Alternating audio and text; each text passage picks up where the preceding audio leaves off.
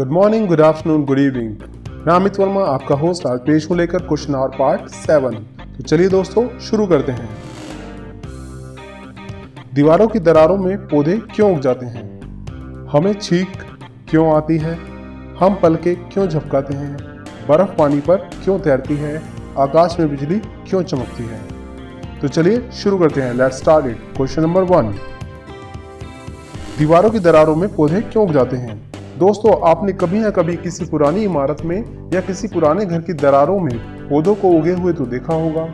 जानते हैं आखिर ऐसा क्यों है? दरअसल जब किसी पौधे के बीज सूख जाते हैं तो हवा उन्हें अपने साथ उड़ा ले जाती है, या कुछ पक्षी जब इन फलों को खा लेते हैं तो बीट करने पर उसमें से निकले बीज को जब उपयुक्त वातावरण मिल जाता है तो वह जहां तहां उग सकता है। अब पुरानी दीवारों में उनको नमी और कुछ मिट्टी मिल जाती है जो उनको उगने के लिए एक उपयुक्त वातावरण का निर्माण करती है, जिससे पौधे दीवारों की दरारों में भी उग जाते हैं। क्वेश्चन नंबर 2, हमें छींक क्यों आती है? सामान्य रूप से माना जाता है कि छींक आना मतलब कोई बीमारी का लक्षण, जुकाम या फिर कोई एलर्जी होना होता है। ये सब हमारी प्रतिरोधक क्षमता का हिस्सा है। छींक आने के दौरान फेफड़ों से हवा नाक और मुंह के मार्ग से तेजी से निकलती है। जब भी नाक में कोई कण बाहर से घुस जाता है तो नाक की झिल्ली पर सूजन या खुजली होने लगती है, जिससे दिमाग को संदेश जाता है और दिमाग उन कणों को शरीर से बाहर निकालने के लिए तैयार करता है। फिर पेट, नाक और आंख मिलकर काम करते हैं, जिससे कि छींक आती है, जिसमें लगभग 100 मील प्रति घंटा की दर से हवा निकलती है और लगभग 1 लाख कीटाणु या बूंदें नाक और मुंह से बाहर निकलती है।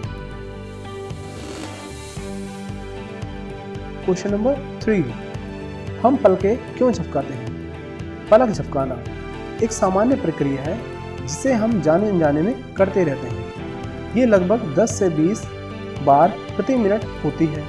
इस प्रक्रिया में जितने भी डस्ट पार्टिकल और कीटाणु हमारी आंखों पर चिपक गए होते हैं, वे सब पलकों के नीचे की अश्रु ग्रंथि यानी टीयर ग्लैंड द्वारा निकले रसायन द्वारा साफ हो जाती है।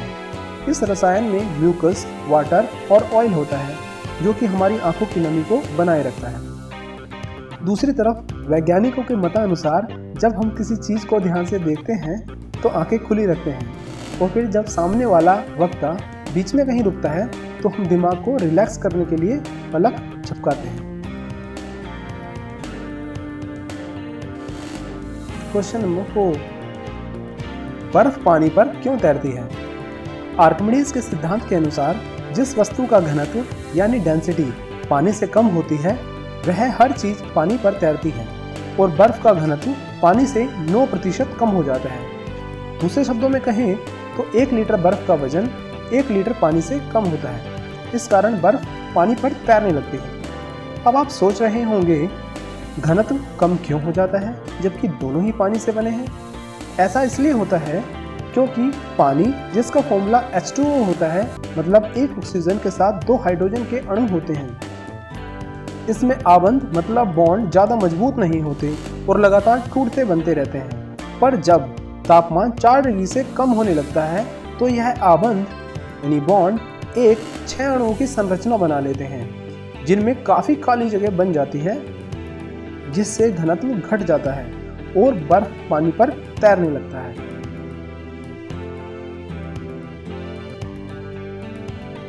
क्वेश्चन नंबर 5, आकाश में बिजली क्यों चमकती है? दोस्तों, आपने बारिश के समय में आकाश में बिजली चमकती तो देखी होगी, और कभी ना कभी सोचा भी होगा कि ये बिजली कहाँ से आती है, कहाँ गिरती है और क्यों गिरती है। दरअसल बूंदें वाष्पित होने के बाद बादल बनना शुरू कर देती है। यह बादल जब ऊपर की तरफ उठते हैं तो हवा में उपस्थिति छोटी छोटी बूंदें घर्षण करने के कारण आवेशित मतलब चार्ज हो जाती हैं, और यही छोटे छोटे आवेश मिलकर बादलों के रूप में एक बहुत बड़ा आवेश बना लेते हैं। और आवेश 2 प्रकार के होते हैं, ऋणात्मक और धनात्मक। और आपने तो पढ़ा ही होगा कि ऋणात्मक और धनात्मक आपस में एक दूसरे को अट्रैक्ट करते हैं, यानी पॉजिटिव और नेगेटिव चार्ज एक दूसरे को अट्रैक्ट करते हैं, जबकि सिमिलर चार्ज एक दूसरे को रिपेल करते हैं। और जब ये आवेश आपस में मिलते हैं तो हजारों वोल्ट की बिजली को उत्पन्न करते हैं। जिस कारण वह धरती की तरफ गिरती हुई दिखाई देती है। अगर आपका कोई भी प्रश्न हो तो दोस्तों कमेंट सेक्शन आपके लिए खुला है, जल्दी कीजिए, ऑफर सीमित समय के लिए नहीं है। अगर आपको वीडियो अच्छी लगी हो तो लाइक, शेयर, सब्सक्राइब करना ना भूलें और हाँ दोस्तों घंटा बजाना तो बिल्कुल ना भूलें। Thanks for watching.